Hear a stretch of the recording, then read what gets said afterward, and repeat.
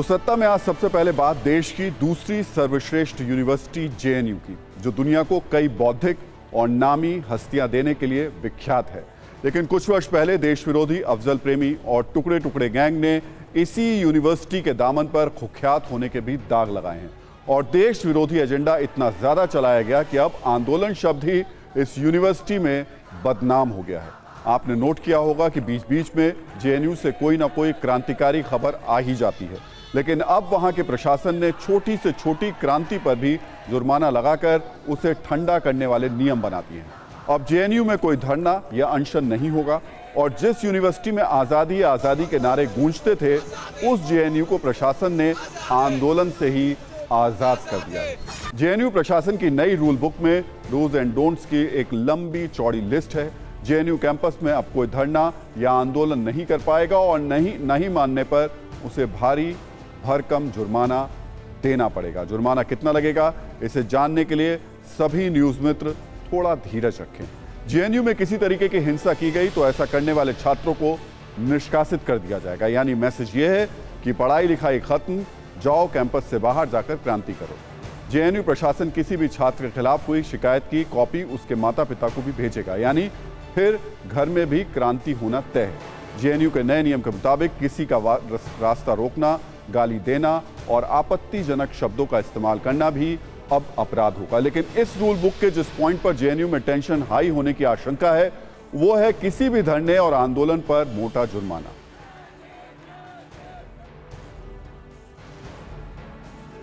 आइए अब 10 पन्नों की रूल बुक को भी पढ़ लेते हैं। इसमें जो सख्त नियम हैं और सजाएं हैं वो लिखी गई हैं, वो 3 फरवरी से लागू कर दी गई हैं और ये नियम बीबीसी की उस देश विरोधी डॉक्यूमेंट्री का साइड इफेक्ट है जिस पर रोक के बावजूद कुछ छात्रों ने जेएनयू में उसकी स्क्रीनिंग की थी। इसी के बाद कैंपस में हर तरीके की क्रांति पर ठंडा पानी डालने वाला नियम जेएनयू प्रशासन की ओर से जारी किया गया है। अगर किसी ने कैंपस में धरना या भूख हड़ताल की तो उस पर 20,000 रुपए का जुर्माना लगाया जाएगा। कैंपस में हिंसा करने पर 30,000 का फाइन लगेगा या फिर उस छात्र को निष्कासित कर दिया जाएगा। किसी का घेराव या फिर यूनिवर्सिटी के प्रशासनिक काम में बाधा डालने पर भी 30,000 का जुर्माना लगाया जाएगा या फिर नाम ही काट दिया जाएगा। अगर कोई जेएनयू कैंपस में किसी छात्र, कर्मचारी या वहां रहने वाले किसी व्यक्ति के साथ गलत करता है तो उस पर 50,000 का जुर्माना लगाया जा सकता है। जेएनयू की संपत्ति को नुकसान पहुंचाने पर 10,000 का जुर्माना लगेगा और हॉस्टल से निष्कासित भी कर दिया जाएगा। कैंपस में ड्रग्स लेने पर पहली बार में 10,000 और दूसरी बार में 25,000 का फाइन लगेगा और तीसरी बार में छात्र को निष्कासित कर दिया जाएगा। जबकि जेएनयू कैंपस में अगर कोई छात्र जुआ खेलता मिला तो उसे भी 20,000 का जुर्माना देना होगा। यानी असली जुए से लेकर राजनीतिक जुए तक जेएनयू में अब कुछ नहीं चलेगा।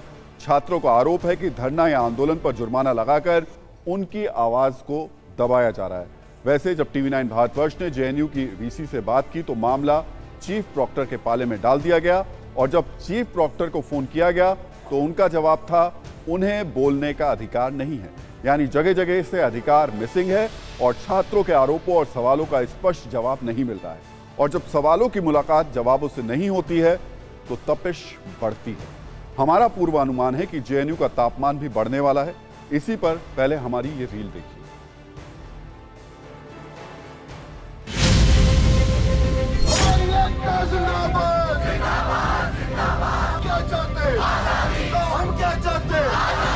जवाहरलाल नेहरू विश्वविद्यालय में अब धरना प्रदर्शन करना, हिंसा करना अगर करते हैं तो आपको पर जुर्माना भी लग सकता है और साथ ही यूनिवर्सिटी से एक्सपेल भी किए जा सकते हैं।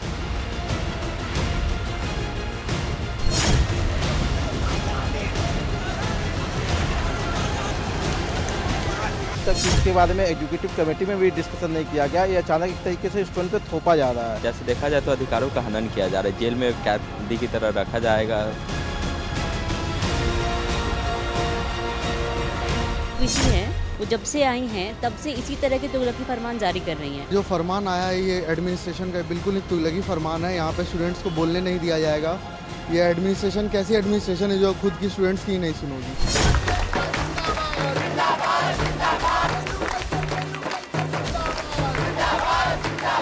तरीके का जो आदेश है वो आदेश क्या बोला जाए, ये जैसे लग रहा है कि यूनिवर्सिटी किसी एक इंसान की जागीर है, मतलब प्राइवेट दुकान है।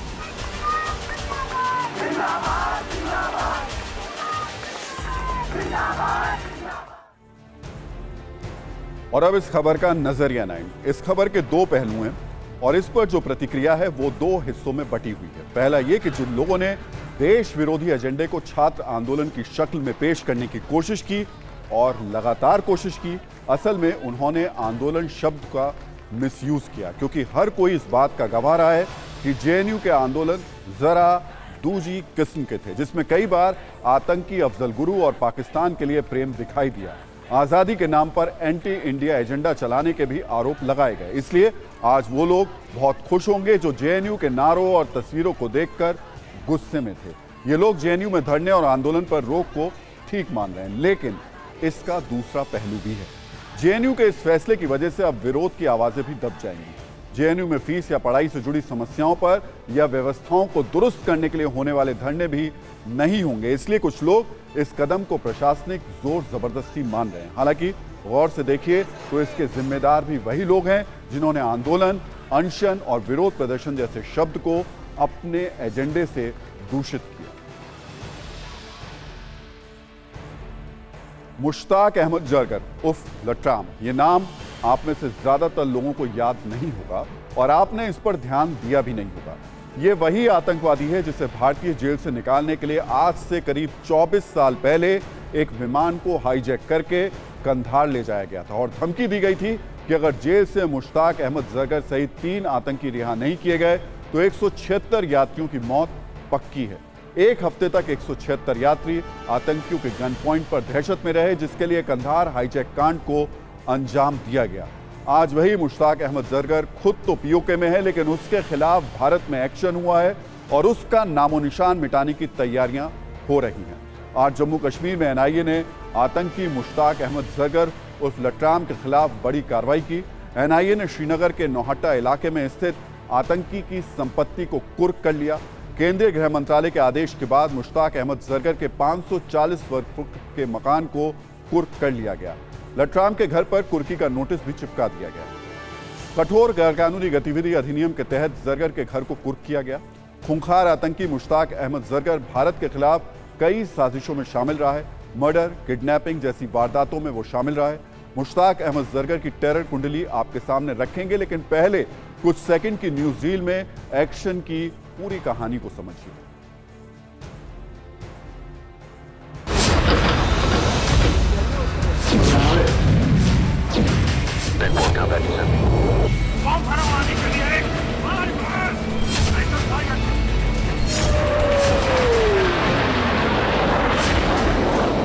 जो घर पीछे देख रहे हैं ये मुश्ताक अहमद जरगर का घर है और कहा जा रहा है कि इसी वजह से यहाँ पे आज इसको एजेंसीज द्वारा, विशेष करके एनआईए द्वारा जो है कहा जा रहा है कि इसको सीज कर दिया गया।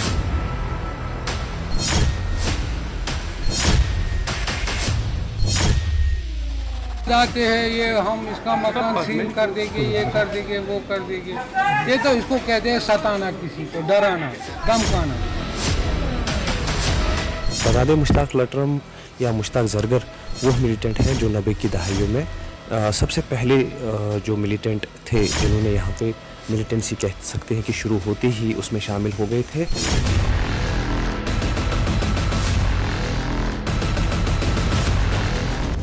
मुश्ताक लट्राम अल उमर के हेड है, यानी अल उमर मिलिटेंट आउटफिट के हेड है और कंधार हाईजैक में मुश्ताक अहमद जरगर को ही रिलीज़ करवाने की मांग की गई थी और उसको ही रिलीज़ करके जो है मिलिटेंटों द्वारा लिया गया था। इन्हें परिजनों का अलग ही कहना है कि ये प्रॉपर्टी जो है उनके यानी मुश्ताक जरगर के नाम पर नहीं है।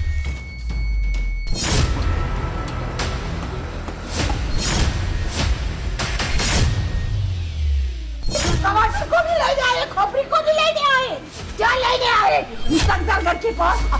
इन्होंने 2 साल से चेक किया था, क्या था उसके पास, कुछ भी नहीं।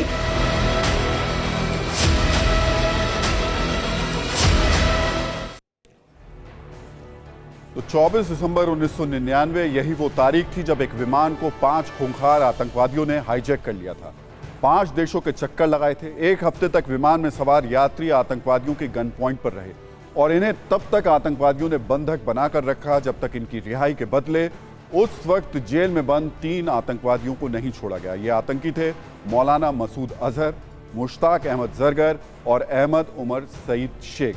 तब यात्रियों की जान बचाने के लिए भारत की 3 अलग अलग जेलों में बंद मौलाना मसूद अजहर, अहमद जरगर और शेख अहमद उमर सईद को बाहर निकाला गया और उस वक्त विदेश मंत्री रहे जसवंत सिंह विशेष विमान से तीनों आतंकवादियों को अपने साथ लेकर कंधार पहुंचे थे। तीनों की पहचान की पुष्टि होने के बाद यात्रियों को छोड़ा गया था। 31 दिसंबर 1999 की रात को ही बंधक बनाए गए यात्रियों को एक विशेष विमान से भारत वापस लाया गया, लेकिन 24 दिसंबर से लेकर 31 दिसंबर 1999 यानी रिहाई के दिन तक का हर पल, हर क्षण सभी बंधकों के लिए किसी बुरे सपने से कम नहीं था। नेपाल से उस विमान की उड़ान की कहानी से लेकर हाईजैक होने और कंधार तक पहुंचने की पूरी कहानी आपको हैरान कर देगी। इसका एक छोटा सा रिकैप भी देख लीजिए। 24 दिसंबर 1999 की शाम 4:30 बजे इंडियन एयरलाइंस की फ्लाइट संख्या IC814 काठमांडू के त्रिभुवन इंटरनेशनल एयरपोर्ट से नई दिल्ली के लिए रवाना हुई। इसके आधे घंटे के बाद अंदर बैठे 5 हथियारबंद आतंकवादियों ने विमान को हाईजैक कर लिया। हथियार के बल पर फ्लाइट को कब्जे में ले लिया गया और उसे पाकिस्तान ले जाने की मांग रख दी गई। इसके बाद लाहौर में आतंकवादियों ने विमान में फ्यूल भरवाया था। उसके बाद विमान को दुबई ले जाया गया, जहां हाईजैकर्स ने 25 यात्रियों को रिहा किया। 25 दिसंबर 1999 की सुबह प्लेन ने दुबई से अफगानिस्तान के लिए उड़ान भरी और कंधार में लैंडिंग की। इसके बाद भारतीय अधिकारियों ने पैसेंजर्स की रिहाई के लिए हाईजैकर्स के साथ बातचीत शुरू की। हाईजैकर्स ने मौलाना मसूद अजहर के अलावा जेल में बंद 35 आतंकवादियों को छोड़ने और $20 करोड़ की फिरौती की मांग की। बाद में हाईजैकर्स ने फिरौती की मांग छोड़ दी और 3 आतंकवादियों की रिहाई का सौदा किया। करीब 1 हफ्ते तक ये प्लेन आतंकवादियों के कब्जे में रहा और इस दौरान इसने करीब 5 देशों के चक्कर लगाए। तो मुश्ताक अहमद जरगर कितना खूंखार और कितना शातिर था, इसका अंदाजा आप इसी बात से लगा सकते हैं कि 1999 के कंधार प्लेन हाईजैक कांड से 10 साल पहले भी उसने एक ऐसी ही वारदात को अंजाम दिया था।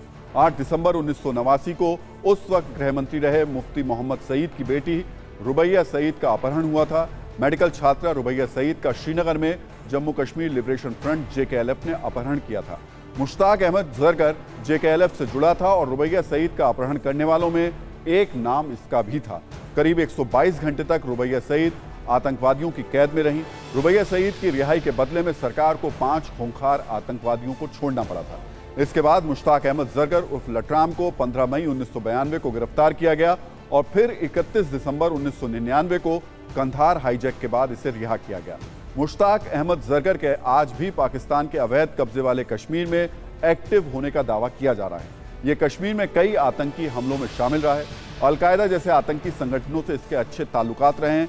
इतने बड़े खूंखार आतंकी पर भारत में अब जाकर एक्शन हुआ है। हालांकि जब तक ये आतंकवादी जहन्नुम नहीं पहुंचता तब तक काम पूरा नहीं होगा। कंधार प्लेन हाईजैक के बाद जिन आतंकवादियों को रिहा किया गया था उनमें सबसे कुख्यात नाम था मौलाना मसूद अजहर। आपको मौलाना मसूद अजहर की टेरर कुंडली भी आज देखनी चाहिए। रिहाई के बाद मौलाना मसूद अजहर तालिबान की मदद से अफगानिस्तान के रास्ते पाकिस्तान पहुंचा। मसूद अजहर ने कराची में आतंकी संगठन जैश-ए-मोहम्मद बनाया। 2001 में भारत में संसद पर हुए आतंकी हमले का मास्टरमाइंड मसूद अजहर है। जनवरी 2016 में पठानकोट में आतंकी हमले का वो मास्टरमाइंड है। फरवरी 2019 में पुलवामा में CRPF कैंप पर आतंकवादी हमले का भी वो साजिश करता है।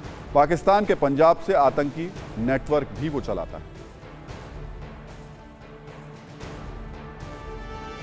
और सत्ता में अब बात उन नतीजों की जिन्होंने 2024 के लोकसभा चुनाव को लेकर अनुमान वाली चर्चाओं का अर्ली बटन दबा दिया है। आज पूर्वोत्तर भारत के 3 राज्यों के चुनाव नतीजे आए जो बहुत महत्वपूर्ण है। हालांकि उत्तर और दक्षिण भारत के लोगों में ये आम धारणा है कि छोटे छोटे राज्यों के चुनाव नतीजों का देश की राजनीति पर बहुत असर नहीं होता, इसलिए वो इस पर ज्यादा ध्यान नहीं देते हैं। लेकिन ऐसे समय में जब लोकसभा चुनाव के लिए 1 साल से भी कम का समय बचा है, हर राजनीतिक दल अपने प्लान को फाइनल करने में जुटा हुआ है। ऐसे में इस चुनाव में करीब करीब हर राजनीतिक पार्टी अपने लिए जगह तलाश रही थी। प्रधानमंत्री नरेंद्र मोदी ने तो मेघालय में रोड शो भी किया। राहुल गांधी ने भी पूर्वोत्तर के राज्यों में रैली की। इसलिए नॉर्थ ईस्ट के इन चुनाव नतीजों के इनसाइट्स देश की राजनीति के लिए अहम हो गए और यही अहमियत हम अपने न्यूज़ मित्रों को डिटेल में समझाएंगे। इसके लिए हमने सत्ता की एक पूरी कुंजी तैयार की है, लेकिन सबसे पहले इन नतीजों के नंबर गेम को देख लेते हैं। त्रिपुरा में बीजेपी की सरकार थी, जहां कुल 60 सीटों में बीजेपी गठबंधन को 33 सीटें, सीपीएम और कांग्रेस गठबंधन को 14 सीट और क्षेत्रीय दल त्रिपुरा मोथा पार्टी को 13 सीट मिली हैं। मेघालय में एनपीपी की सरकार थी, यहां की 60 में 59 सीटों पर चुनाव हुआ, जिसमें एनपीपी को 26 सीट, बीजेपी को 2 सीट, कांग्रेस को 5 सीट, टीएमसी को 5 सीट और 21 सीटों पर अन्य जीते हैं। नागालैंड में एनडीपी बीजेपी गठबंधन की सरकार थी, यहां की 60 सीटों में बीजेपी गठबंधन को 37 सीटें मिली, एनपीएफ को 2 सीट मिली, कांग्रेस का खाता नहीं खुला और अन्य 21 सीटों पर जीते हैं।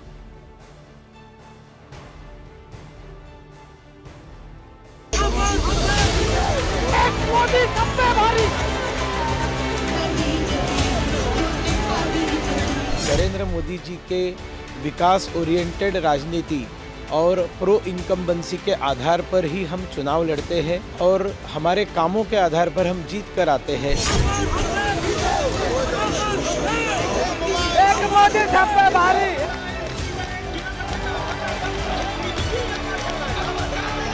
See, because there we ourselves contested very less seats, and we thought that with alliance we may get majority.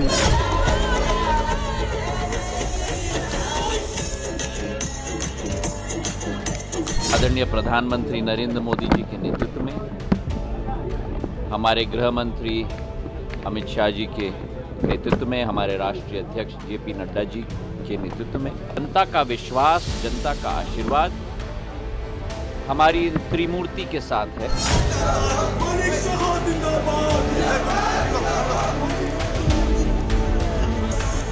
I'd like to thank the people of the state for having voted for our party. We're very thankful to them, and of course we are short to decide how to move forward. प्रधानमंत्री नरेंद्र मोदी जी, उनको मैं बधाई देना चाहता हूं, उनको धन्यवाद देना चाहता हूं। सभी कार्यकर्ता जितना जो जिस स्तर पर है सबको मैं धन्यवाद देना चाहता हूं। ये जीत उनका है।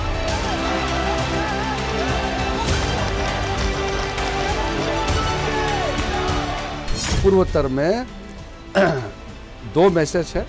कांग्रेस का जो अस्तित्व है वो खत्म हो चुके हैं पूरे पूर्वोत्तर में, और भारतीय जनता पार्टी ही एकमात्र विकल्प है।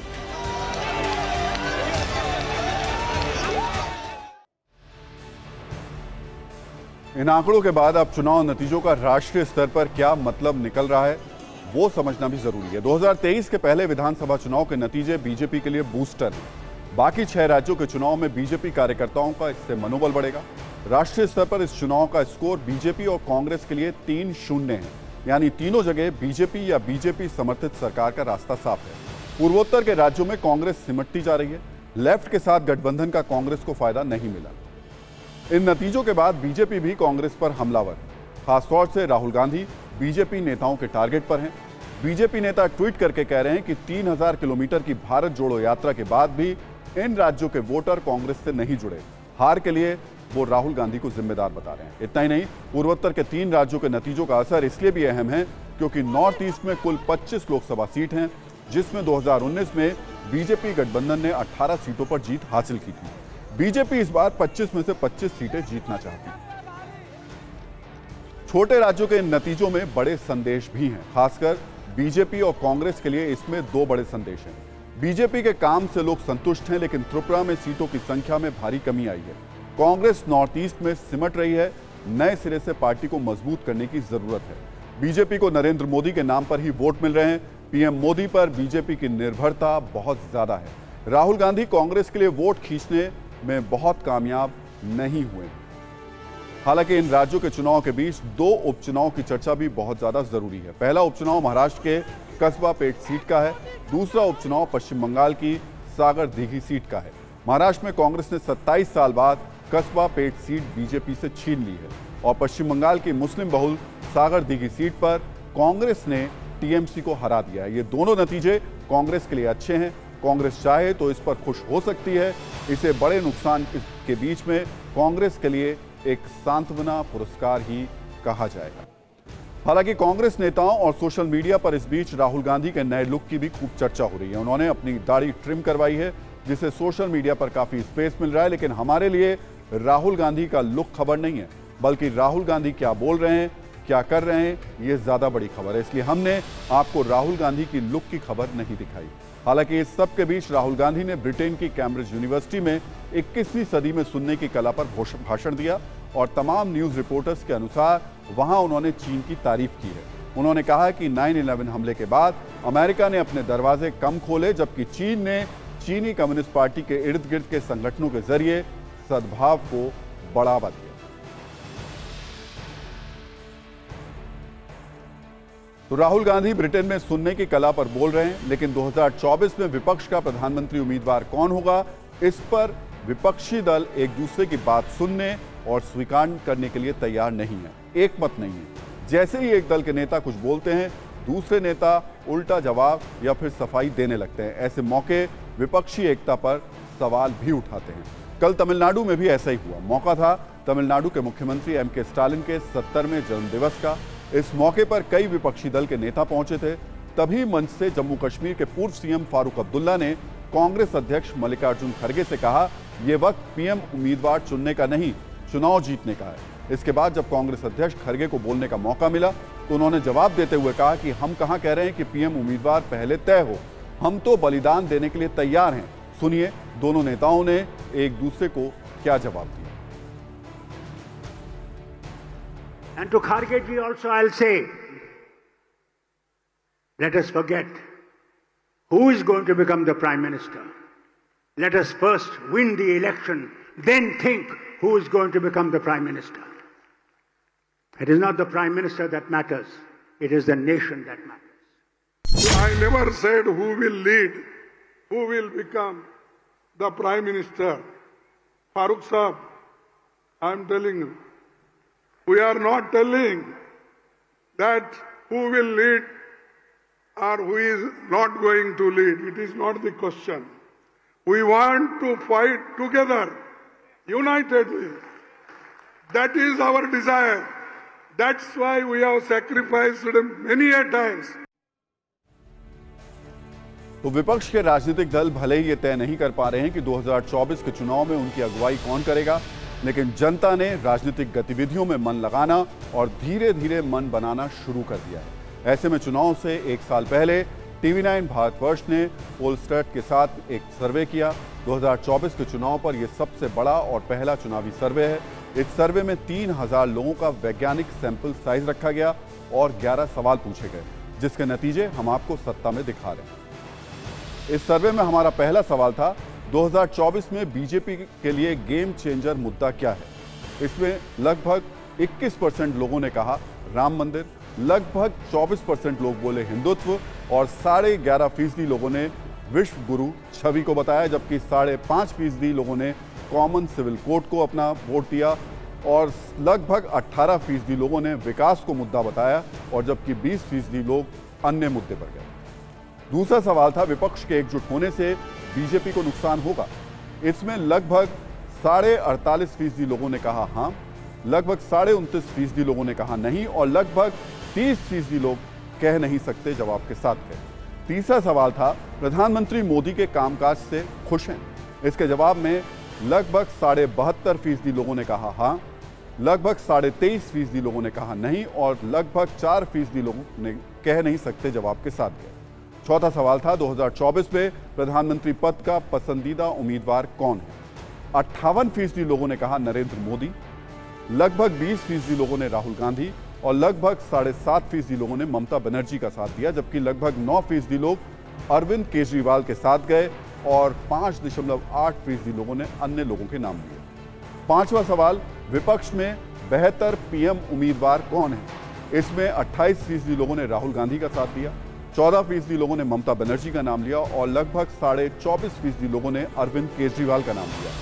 लगभग 12% लोगों ने नीतीश कुमार और 12.2% लोगों ने KCR राव का भी नाम लिया, जबकि 9.5% अन्य लोगों के साथ थे।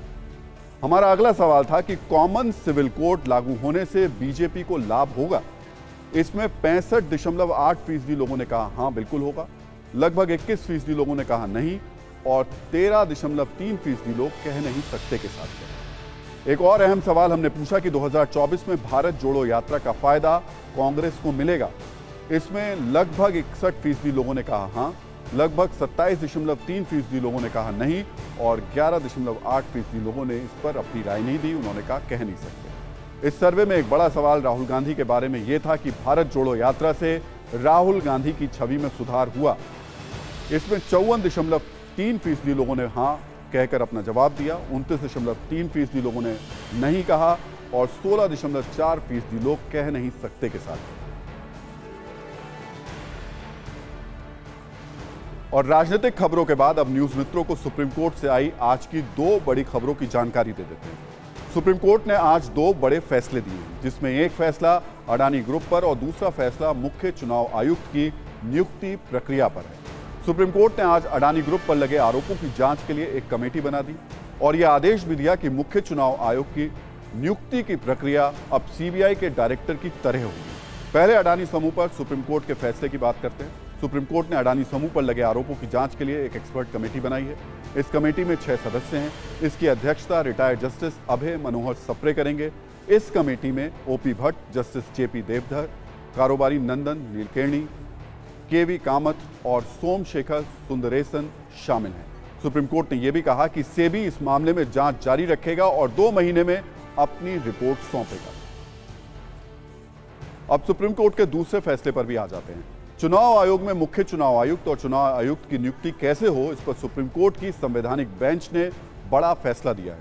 सुप्रीम कोर्ट ने कहा कि सीबीआई चीफ की तर्ज पर ही मुख्य चुनाव आयुक्त और चुनाव आयुक्त की नियुक्ति की जानी चाहिए। सुप्रीम कोर्ट ने फैसले में कहा कि एक कमेटी बने जिसमें प्रधानमंत्री, लोकसभा में विपक्ष के नेता और चीफ जस्टिस ऑफ इंडिया उसमें शामिल हो। यह कमेटी एक नाम की सिफारिश राष्ट्रपति से करे और राष्ट्रपति से मंजूरी मिलने के बाद मुख्य चुनाव आयुक्त की नियुक्ति हो। सुप्रीम कोर्ट ने यह फैसला उन याचिकाओं पर सुनाया जिसमें मुख्य चुनाव आयुक्त और चुनाव आयुक्त की नियुक्ति के लिए कोलेजियम जैसा सिस्टम बनाने की मांग की गई थी। सुप्रीम कोर्ट ने यह भी कहा कि अभी चुनाव आयुक्त की नियुक्ति पर संसद से पास कोई कानून नहीं है। जब तक संसद से कानून बनेगा तब तक सीबीआई की तर्ज पर चुनाव आयुक्त की नियुक्ति हो। टीवी9 भारतवर्ष ने इस मसले पर कानून मंत्री किरण रिजिजू से बात की।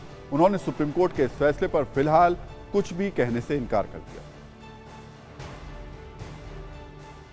वो सुप्रीम कोर्ट का जो कॉन्स्टिट्यूशन बेंच का जो भी निर्णय है, मैं उसका कोई अभी टिप्पणी नहीं कर सकता हूँ। मैं देखता हूँ क्या है, बाद में आपको बताएंगे क्या मुझे प्रतिक्रिया देना चाहिए कि नहीं देना चाहिए। सरकार अभी कुछ भी प्रतिक्रिया देने से बच रही है, लेकिन ज्यादातर विपक्षी दल सुप्रीम कोर्ट के फैसले का स्वागत कर रहे हैं। और सत्ता में अब वो बात जो मैं आपसे हर रोज कहता हूं, शाम को 7 बजे मिलेंगे, खबर हमारे पास और चाय आपके पास। लेकिन अगर आप उस चाय में आर्टिफिशियल स्वीटनर मिलाते हैं या फिर ऐसे किसी विकल्प पर विचार कर रहे हैं तो अगले कुछ मिनट स्क्रीन से नजरें मत हटाइएगा, क्योंकि बात आपकी सेहत की है। मौजूदा वक्त में हमारे देश में ऐसे लोगों की संख्या काफी ज्यादा है जो डायबिटीज की वजह से या फिर खुद को फिट रखने के लिए चीनी की जगह आर्टिफिशियल स्वीटनर का इस्तेमाल करते हैं। लेकिन इस पर जो डराने वाली स्टडी सामने आई है, उससे आपको यह पता चल जाएगा कि अगर जिंदगी में चीनी कम है तो भी अच्छा है, क्योंकि आर्टिफिशियल स्वीटनर आपको फायदा कम और नुकसान ज्यादा पहुंचा रहे हैं और इससे हार्ट अटैक का खतरा बहुत ज्यादा बढ़ जाता है। यानी जो कंपनियां आपके जीवन में मिठास घोलने के दावे करती हैं, असल में इसका कड़वा सच आपसे वो छिपा रही हैं, जो आज हम आपको बताने वाले हैं। लेकिन पहले ये समझने की जरूरत है कि आर्टिफिशियल स्वीटनर होता क्या है, क्योंकि बहुत से लोग आज भी इसे लेकर कंफ्यूज हैं। दरअसल आर्टिफिशियल स्वीटनर का इस्तेमाल चीनी के विकल्प के तौर पर किया जाता है। ये एक सिंथेटिक शुगर सब्स्टिट्यूट होता है जिसमें चीनी की तरह मिठास तो भरपूर होती है, लेकिन चीनी के मुकाबले कैलोरी बहुत कम होती है या फिर नहीं होती है। और ऐसा इसलिए क्योंकि इसे बनाने के लिए एक खास तरीके के केमिकल का इस्तेमाल किया जाता है। ऐसे दावे किए जाते हैं कि आर्टिफिशियल स्वीटनर के इस्तेमाल से शरीर में शुगर की मात्रा संतुलित रहती है और इनकी वजह से मोटापा या वजन भी नहीं बढ़ता है। और बहुत सारे लोग इन मीठे मीठे दावों पर यकीन भी कर लेते हैं। लेकिन एक नई स्टडी में पता चला है कि अगर एक स्वस्थ व्यक्ति भी आर्टिफिशियल स्वीटनर के तौर पर ड्रॉप्स और टैबलेट्स का इस्तेमाल लंबे वक्त तक करे तो वो भी बीमार हो सकता है। अमेरिका के Cleveland clinic learner research institute ने आर्टिफिशियल स्वीटनर को लेकर अमेरिका और यूरोप के 4000 लोगों पर एक रिसर्च की। इसके नतीजे डराने वाले हैं, क्योंकि इसमें पाया गया कि आर्टिफिशियल स्वीटनर में मौजूद एरिथ्रोल सेहत के लिए बहुत हानिकारक है, क्योंकि इसकी वजह से हार्ट अटैक और स्ट्रोक जैसी गंभीर और जानलेवा बीमारी का खतरा है। शोधकर्ताओं ने स्वीटनर के शरीर में पहुंचने के बाद होने वाले असर का बारीकी से अध्ययन किया और पाया कि एरिथ्रिटोल ने शरीर में खून के थक्के बना दिए। यानी जो एरिथ्रिटोल शुगर की तरह ही करीब 70% तक मीठा होता है, वो ब्लड क्लॉटिंग, स्ट्रोक और हार्ट अटैक के लिए जिम्मेदार हो सकता है।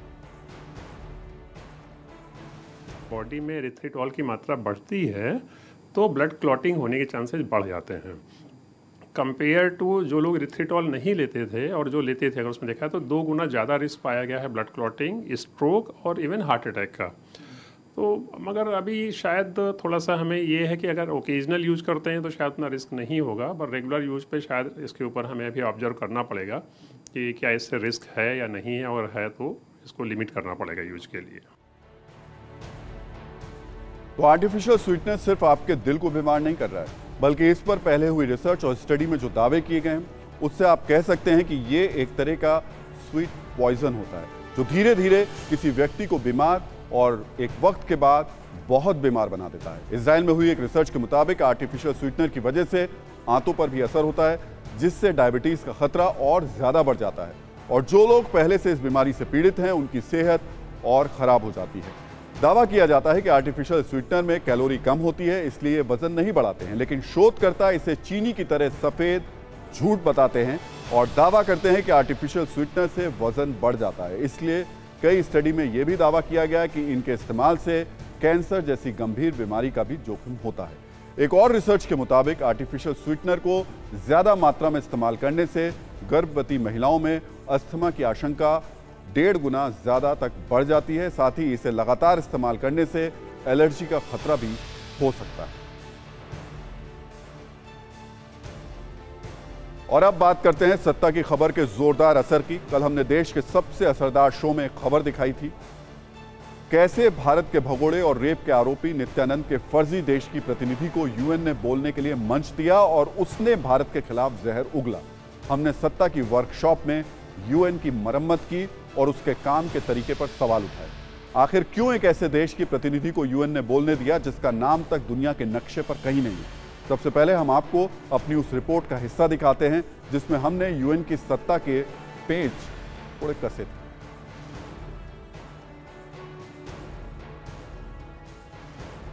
और जब सत्ता में हम ये खबर दिखा रहे थे आपको, तो एक बार बता देते हैं कि उस खबर में हमने किन किन पॉइंट्स को आधार बनाया था और टारगेट बनाया गया हिंदुस्तान को। सबसे पहला, और अब सत्ता में अगली खबर एक फर्जीवाड़े की, एक ऐसा ग्लोबल स्कैम जो दुनिया के सबसे बड़े मंच पर किया गया और टारगेट बनाया गया हिंदुस्तान को। सबसे पहला सवाल ये कि आखिर सेक्स स्कैंडल वाले ढोंगी बाबा नित्यानंद की शिष्या यूएन तक कैसे पहुंच गई? क्या यूनाइटेड नेशन का मंच कोई नुक्कड़ की दुकान है जहां कोई भी आ जा सकता है? यूएन में ऐसे सेशन क्यों होते हैं जहां कोई भी अपना इच्छाधारी एजेंडा चला सके? अगर ऐसा है तो क्या आने वाले वक्त में दाऊद जैसे डॉन और हाफिज सईद जैसे आतंकी भी? वो तो देखिए वक्त हो गया है, लेकिन सत्ता में जब खबर चलती है तो उसके असर की गारंटी होती है, लेकिन वक्त अब बचा नहीं है तो हम वो असर बता नहीं पाएंगे क्या हुआ है। न्यूज़ मित्रों से हमारी न्यूज़ रिक्वेस्ट है कि वो सत्ता की न्यूज़ को ज़्यादा से ज़्यादा शेयर करें और खबरों को लेकर अपनी राय हमें व्हाट्सएप